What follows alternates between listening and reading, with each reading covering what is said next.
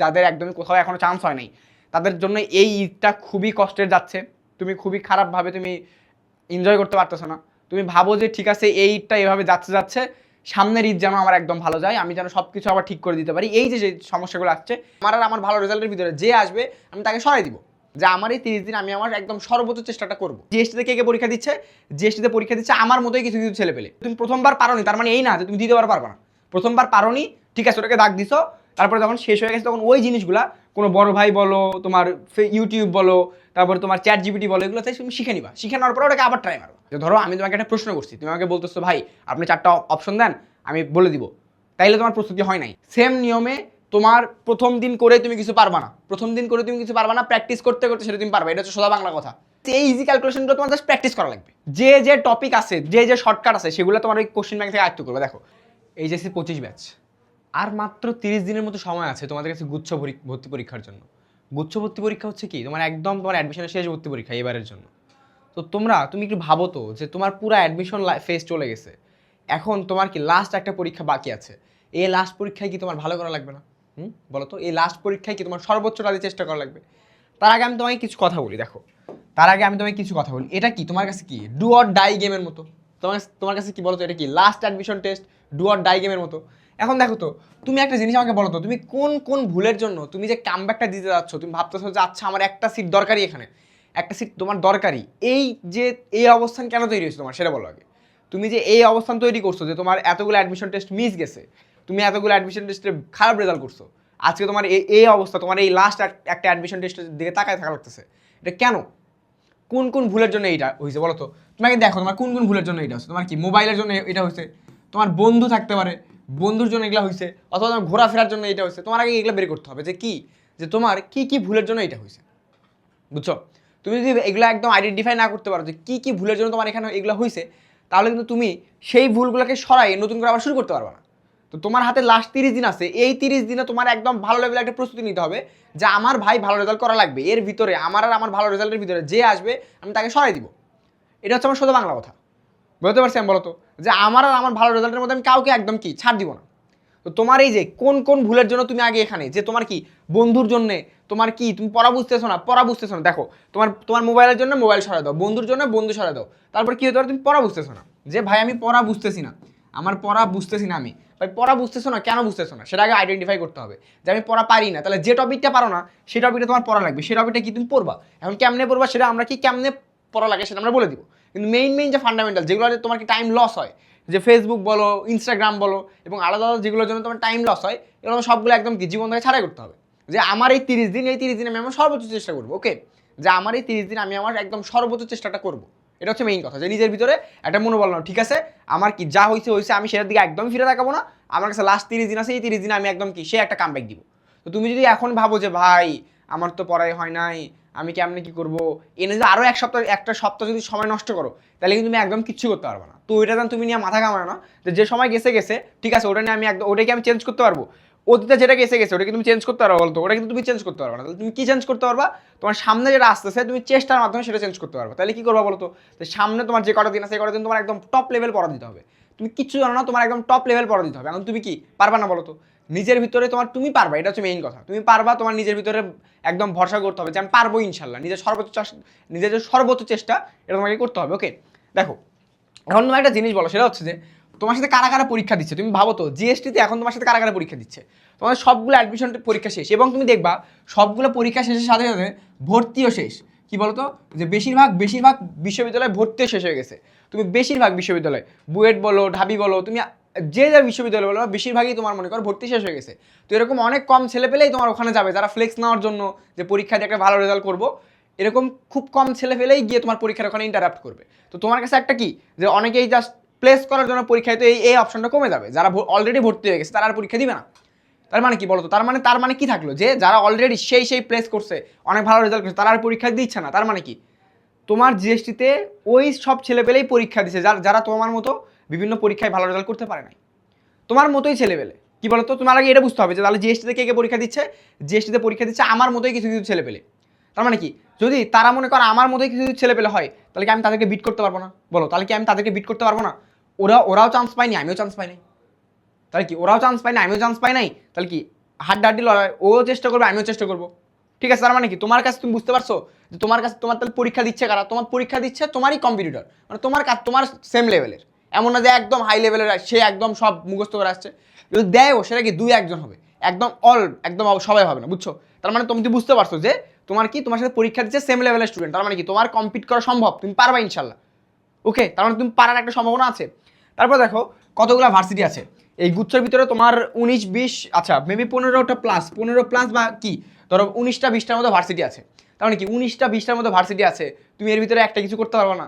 তুমি যদি ভালো করে পরীক্ষা দাও, এই 30টা দিন যদি পড়ো, আমি একটা স্ট্র্যাটেজি বলবো, তুমি যদি এই 30টা দিন এভাবে পড়ো, তোমার একটা সিট ইনশাল্লাহ হয়ে যাবে। এটা হচ্ছে মেইন কথা। মেইন কথা হচ্ছে আমি বলবো কিন্তু তোমার পড়া লাগবে, আমি বলে দিব যে এমনি এমনি পড়ো, কিন্তু তোমার সর্বোচ্চ চেষ্টা করে কি সেটা এক্সিকিউশন করে পড়তে হবে। ওকে, এখন দেখো এখন কি প্রশ্ন কেমন হয়, আমি একটা কথা বলি শোনো, প্রশ্ন কেমন হয় সেটা আমি তোমাকে বলি। প্রশ্নটা কেমন হয় দেখো, আমরা এখানে প্রশ্ন লিখি।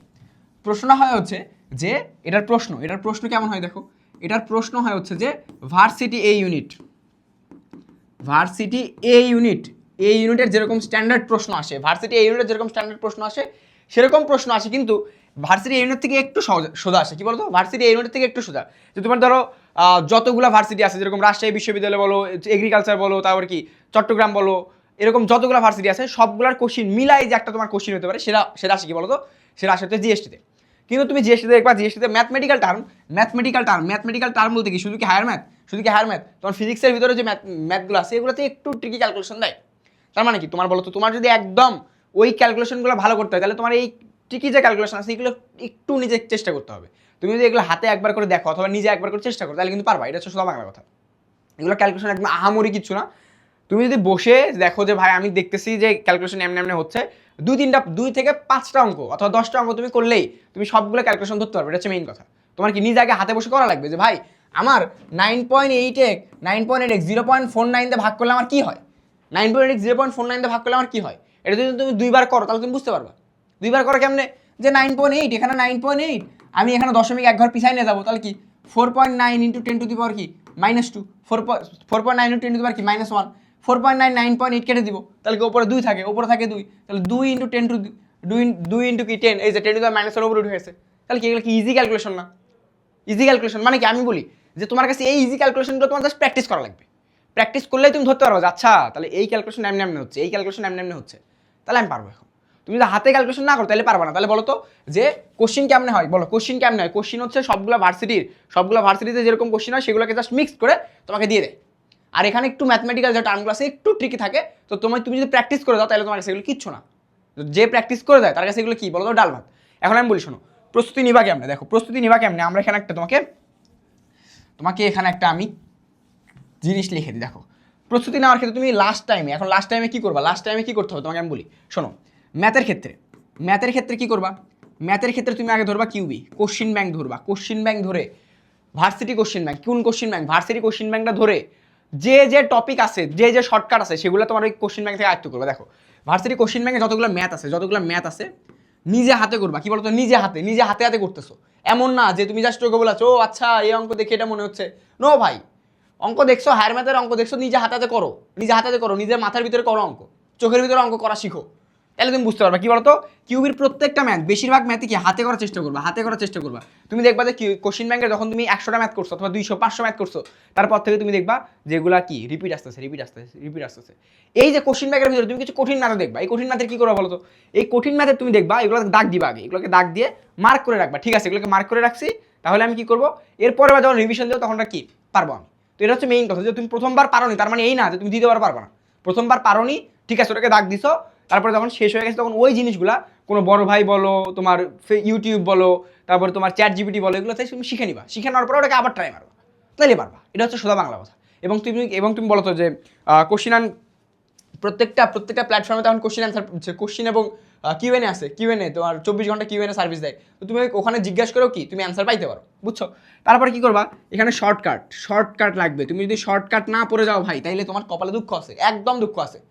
শর্টকাট কই পাবা, ওই যে কোশ্চিন ব্যাংক সলভ করতেছো, তুমি দেখবা কোশ্চিন ব্যাংকের ভিতরে তুমি কি দেখবা, দেখো তো যে কোশ্চিন ব্যাংকের ভিতরে যে অঙ্ক যে শর্টকাট দিয়ে সলভ করছে ওই টাইপগুলো তুমি ওই শর্টকাটগুলো আয়ত্ত করে রাখবা।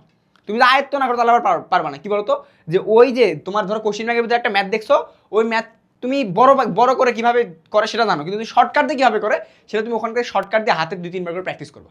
বুঝছো? তাহলে কি বলো তো যে ম্যাথ কেমনে প্র্যাকটিস করবো? বলো ম্যাথ কেমনে প্র্যাকটিস করবা? ম্যাথ কি কোশ্চেন ব্যাংকে যাবা, কোশ্চেন ব্যাংকের প্রত্যেকটা ম্যাথ করার চেষ্টা করবা, এবং যে শর্টকাটগুলো সেগুলো কি বারবার 2-3 বার হাতে লিখবা। বারবার 2-3 বার হাতে লিখলেই তোমার একদম ভালো করে ওটা আয়ত্ত হয়ে যাবে। এটা হচ্ছে সোজা বাংলা কথা। তাহলে কি করবা বলো তো ম্যাথের ক্ষেত্রে কিউবি। তারপরে দেখো ফিজিক্সের ক্ষেত্রে, ফিজিক্সের ক্ষেত্রে কি করবা? ফিজিক্সের ক্ষেত্রেও একদম সোজা বাংলা কথা। প্রথমে তুমি আগে করবা কি থিওরি অংশ, থিওরি অংশ। এখন ভাই থিওরি অংশ পড়বো কই থেকে বলতেছি, দেখো থিওরি অংশ পড়বা কই? থিওরি অংশ যদি তুমি বই খুলে বসো তাহলে তোমার কপালে একদম সেই দুঃখ আছে। কোশ্চিন ব্যাংক নিবা, কোশ্চিন ব্যাংকের যে একটা থিওরি পার্ট আছে, ধরো তোমার 10টা কোশ্চিন দেওয়ার আগে ওই 10টা কোশ্চিনের যে থিওরি পার্ট আছে ওই থিওরি পার্ট আগে পড়বা। ওই 10টা কোশ্চিন আগে একটা কনসেপচুয়াল পার্টও দেওয়া থাকে। ধরো তুমি ভেক্টরের ম্যাথ করতেছো, তোমার ভেক্টরের নদী নৌকার ম্যাথ করতেছো, নদী নৌকার ম্যাথের আগে নদী নৌকার ম্যাথের যে কনসেপ্টগুলো, নদী নৌকার ম্যাথের যে থিওরিগুলো, সেগুলো ওই কোশ্চেনের আগে আলোচনা করা থাকে। সেখান থেকে তুমি এই থিওরিগুলো আয়ত্ত করবা। বুঝতে পারছি? ওই থিওরিগুলো পড়ার পরে তারপরে তুমি ওই কোশ্চিন ব্যাংকের ওই প্রশ্নগুলো সলভ করবা। যে তুমি ভেক্টরের নদী নৌকার অঙ্কগুলো থিওরি পড়ছো, তাহলে তুমি এখন ভেক্টরের নদী নৌকা কি কোশ্চিনগুলো সলভ করবা। বুঝতে পারছি আমি? তারপর কি এরকম করে করে প্রত্যেকটা অধ্যায় যাবা। এবং আমি তোমাকে বলি যত বেশি অধ্যায় এখন দেখতে পারো তত বেশি অধ্যায় দেখো, শেষের দিকে যা তুমি রিভিশন দিবা। বুঝছো? তাহলে কি ফিজিক্সের ক্ষেত্রেও কোশ্চিন ব্যাংকে যা থিওরি পড়ে কোশ্চিন ব্যাংকে অ্যাপ্লাই করবো। ওকে, দেখো নেক্সটে আমরা কি করতে পারি বলো? নেক্সটে আমাদের কোন কোন সাবজেক্ট আছে বলো তো? নেক্সটে আছে আমাদের কেমিস্ট্রি এবং বায়োলজি। আচ্ছা, কেমিস্ট্রি এবং বায়োলজি আছে। দেখো কেমিস্ট্রি এবং বায়োলজির জন্য আমরা কী করতে পারি? কেমিস্ট্রি এবং বায়োলজির জন্য আমরা কি করতে পারি? দেখো কেমিস্ট্রির জন্য কি করবা? কেমিস্ট্রি এবং কি বায়োলজি মেইন কথা, এটার থিওরি লাগবে। Theory must important. কেমিস্ট্রি একটা থিওরি বাই সাবজেক্ট। তুমি যদি ভাবো যে কেমিস্ট্রি তোমার কি একটা ম্যাথ আসবে, সেই ধুমায় ম্যাথ আসবে, এই আসবে সেই আসবে, তাহলে তোমার পরীক্ষা হলে যে কষ্টটা পাবা, প্রশ্ন দেখে চোখে কান্না চলে আসবে, যে প্রশ্ন দেখে চোখে একদম পানি চলে আসছে যে ভাই এগুলা কি দিছে আমাকে। তো কি কেমিস্ট্রিতে তোমার কি থিওরি বেস কোশ্চিন বেশিরভাগ আসবে, ম্যাথ বেসও আসবে, কিন্তু কি থিওরি বেস আসবে। তুমি জানি ভাবো না যে থিওরি আসবে না, জাস্ট ম্যাথ করে যাচ্ছ। থিওরি কেমনে পড়বা আমি তোমাকে বলি। তুমি প্রথমে কোশ্চিন ব্যাংকটা নিবা, নিয়ে তুমি আগে অ্যানালাইসিস করবা। কি বলো তো? অ্যানালাইসিস করবা যে কোন কোন টপিক থেকে তোমার প্রশ্ন বেশি আসতেছে, কোন কোন টপিক থেকে প্রতিবারই প্রশ্ন আসে। তোমার আগে কি ধরো তুমি তোমার প্রস্তুতি একদম বাজে লেভেলে আসে, তাহলে তোমার আগে দেখতে হবে কোন কোন টপিক থেকে প্রশ্ন বেশি আসে। সেই টপিকগুলো আগে পড়বা, সেই টপিকের থিওরি আগে পড়বা। কই থেকে পড়বা বলো? সেই ধরো তুমি দেখছো যে কোশ্চিন ব্যাংকে দেখলা, কোশ্চিন ব্যাংকে অ্যানালাইসিস করে দেখলা এই টপিক থেকে প্রতিবারই প্রশ্ন আসে, প্রতিবার বেশি বেশি প্রশ্ন আসে, তাহলে সেই টপিকগুলা কোশ্চিন ব্যাংকের থিওরি, কোশ্চিন ব্যাংকের যে প্রশ্ন লাগে যে থিওরি আলোচনা করা থাকে সেটাও পড়বা। সময় পাইলে বইয়ের থেকেও থিওরিটা পড়বা।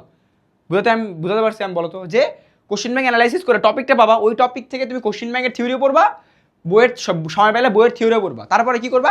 তারপরে জাস্ট কোশ্চিন ব্যাংক সলভ। এবং আমি তোমাকে একটা কথা বলি, শোনো, যে ভাই যে কোশ্চিন চোখ দিয়ে বলতেছি যে আমি তোমাকে একটা প্রশ্ন করতেছি, তুমি ভাই আপনি আমাকে একটা অপশন, আমাকে তো জিএসটি তো অপশন দিবে, আমাকে 4টা অপশন দেয়, আমি অ্যান্সার বলতেছি না। যে ধরো আমি তোমাকে একটা প্রশ্ন করছি, তুমি আমাকে বলতেছো ভাই আপনি 4টা অপশন দেন, আমি বলে দিব, তাইলে তোমার প্রস্তুতি হয় নাই।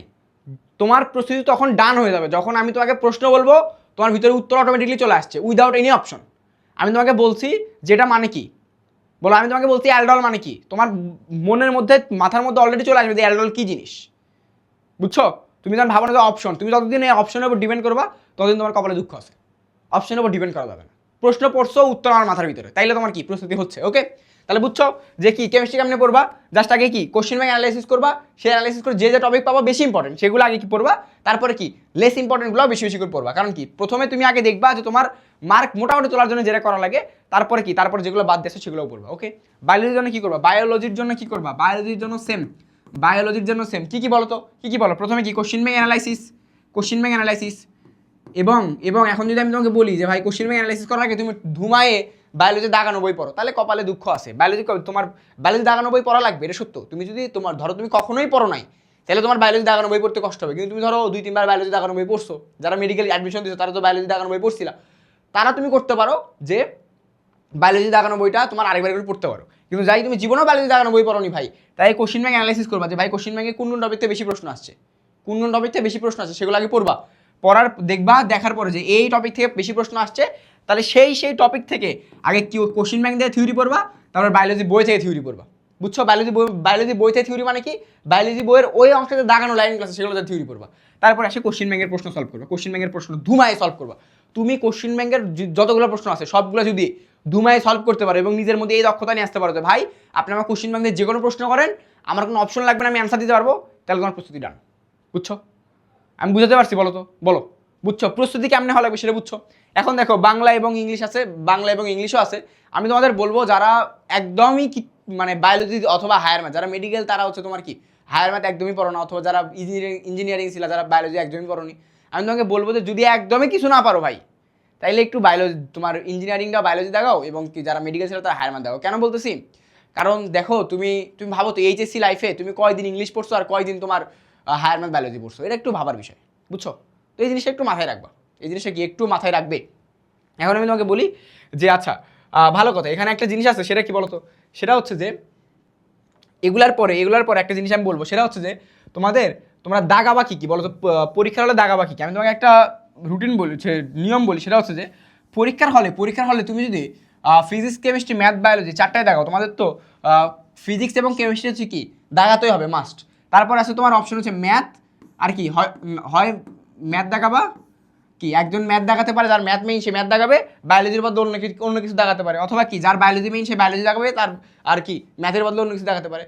কিন্তু আমি তোমাকে বলবো যে ফিজিক্স কেমিস্ট্রি ম্যাথ বায়োলজি এই চারটাই দেখাও, বাংলা ইংলিশ না দেখাও। এবং এতে তোমার সাবজেক্ট চয়েস, এবং কি সাবজেক্ট চয়েস থাকবে, যেরকম তুমি ধরো ম্যাথ না দেখালে ম্যাথের যে সাবজেক্টগুলো আছে সেগুলো পাবো না, বায়োলজি না দেখালে বায়োলজির যে সাবজেক্টগুলো আছে সেগুলো পাবো না। তো তোমার একটা চয়েস বাড়ানোর জন্য এবং ভালো একটা তোমার সাবজেক্টে যাওয়ার জন্য তুমি কি বাংলায় তুমি ম্যাথ এবং বায়োলজি দেখাবা। বুঝতে পারছি আমি? এবং কেমনে দেখাবা, এই কটা দিন জাস্ট তুমি প্র্যাকটিস করো, কোশ্চিন ব্যাংক একদম ঠাড়া মুখস্থ করবা। কোশ্চিন ব্যাংকের প্রত্যেকটা কনসেপ্ট আমি বুঝি, কোশ্চিন ব্যাংকে যত তোমার সূত্র দেওয়া আছে সবগুলো আমি বুঝি, শর্টকাট যতগুলো আছে সবগুলো আমি বুঝি। ভাই এটা আমি বুঝতেছি না, ঠিক আছে, ওই সূত্র আমি আরো 5 বার লিখবো, 10 বার লিখবো, 20 বার লিখবো, যতক্ষণ না আমার বুঝতেছি ততক্ষণ আমি লিখবো। একটা কথা বলি, অ্যাডমিশন টাইম হচ্ছে মুখস্থ করার খেলা, যে যত বেশি মুখস্থ করতে পারে সে যত ভালো রেজাল্ট করতে পারবে। ধরো তুমি পরীক্ষা হলে যাই ভাবতেছো এটা কেমনে করবো ভাই, আর একজন মুখস্থ করে যায় অ্যান্সার দিয়ে দিছে, বুঝছো? তাইলে কিন্তু হবে না, তোমার তাহলে বুঝতে হবে যে কি মুখস্থটা বাড়াতে হবে তোমার, তুমি মুখস্থ বাড়ালে তুমি অ্যান্সার একদম ভালো রেজাল্ট করতে পারবে। বুঝতে পারছি আমি? এখন দেখো তারপরে কি প্রস্তুতি নিবা কেমনে এটাও আমি বলে দিছি। তারপরে কি এক্সাম দিবা কি না? আচ্ছা এক্সাম দিবা বলতে এটা হচ্ছে practice exam, practice GST exam তো দিবা, এটা হচ্ছে প্র্যাকটিস এক্সাম। কি বলো তো প্র্যাকটিস এক্সাম কি? ধরো তুমি কোশ্চেন ব্যাংক যেগুলো পড়ছো, কিন্তু তোমার নিজে প্র্যাকটিস দেওয়া লাগবে, নিজে প্র্যাকটিস করা লাগবে। ধরো তুমি কি কোশ্চেন ব্যাংক বের করছো, কোশ্চেন ব্যাংক বের করে নিজে প্রশ্ন পড়ে একটা খাতায় উত্তর লিখবা, তারপরে কি 100টা প্রশ্নের উত্তর লেখার পরে টাইম ধরে প্রথম দিনও টাইম ধরবা, শেষের দিনও টাইম ধরবা। প্রথম দিন যদি 1 ঘন্টা 20 মিনিটও লাগে, তারপরে যেন আস্তে আস্তে সেটাকে তুমি 45 মিনিট 50 মিনিটে নিয়ে আসতে পারো, কারণ তোমার রিভিশনও দেওয়া লাগবে আবার, মানে টাইম ধরে বাসায় বসে বসে পরীক্ষা দিবা। কিন্তু কারো যদি সুযোগ থাকে, কি বলতো সুযোগ থাকে এবং কি যদি আর্থিক সমস্যা না থাকে, তোমরা অফলাইনে পরীক্ষা দাও। অফলাইনে পরীক্ষা দিলে একটা বুস্ট আপ পাবা, অফলাইনে পরীক্ষা দিলে বুঝতে পারবা যে এনভায়রনমেন্ট কেমন হয়। বুঝছো? বুঝতে পারছি আমি? তার মানে বলতো প্র্যাকটিস এক্সাম দাও কি খুবই জরুরি। কারণ যদি আর্থিক সচ্ছলতা অথবা সুযোগ না থাকে, তাহলে ডিরেক্ট তুমি বাসায় বসে বসে যতগুলা প্র্যাকটিস এক্সাম দেওয়া যায়, প্র্যাকটিস এক্সাম নিজেই ধরো তুমি একটা খাতা নিবা, খাতা নিয়ে প্রত্যেকটা কোশ্চেন পড়বা, উত্তর খাতায় লিখবা, কোশ্চেন পড়বা, উত্তর খাতায় লিখবা, তারপরে 100টা হওয়ার পরে ওই উত্তরগুলো মিলা দেখবা যেগুলো ঠিক আছে সেগুলো কোশ্চেন ব্যাংকে টিক দিবা, যেগুলো ভুল আছে সেগুলো কোশ্চেন ব্যাংকে দাগ দিয়ে ওগুলোকে আবার সলভ করবো। বুঝছো? এই প্র্যাকটিস এক্সাম এই এক্সামের কোনো বিকল্প নাই, এই এক্সামের কোনোই বিকল্প নাই, দেওয়াই লাগবে তোমার। যত বেশি দিবা তোমার ইফিসিয়েন্সি তত বাড়বে। বুঝছো? আর লাস্টে দেখো প্র্যাকটিসের উপরে কিছু নাই। তুমি ধরো প্র্যাকটিস তোমার ধরো, আমি একটা কথা বলি, আমি এই উদাহরণ বেশিরভাগ জায়গাতে দিই, সেটা হচ্ছে কি তুমি দেখো তুমি জন্মের পর থেকে ধরো তোমার নানি বাড়িতে তুমি কি ডিরেক্ট চিন্তা না, তোমার জন্মের পর থেকে তোমার নানি বাড়ি কি ডিরেক্ট চিন্তা না, তোমাকে নিয়ে যা চেনানো হয়েছে। সেম নিয়মে তোমার প্রথম দিন করে তুমি কিছু পারবা না, প্র্যাকটিস করতে করতে সেটা তুমি পারবা। এটা হচ্ছে সোজা বাংলা কথা হচ্ছে এটাই। বুঝছো? তোমার ভরসা রাখতে হবে ইনশাল্লাহ আমি পারবো, এবং আমার সর্বোচ্চটা আমি দিব। তুমি যদি দাও তাহলে তোমাকে কেউ আটকাতে পারবে না, এটা হচ্ছে মেইন কথা। তো ভালো করে পড়ো। এবং আমি একটা কথা বলি, তোমাদের বাবা মাও তোমাদের রেজাল্টের জন্য তাকায় আছে, তোমাদের যাদের একদমই কোথাও এখনো চান্স হয় নাই, তাদের জন্য এই ঈদটা খুবই কষ্টের যাচ্ছে।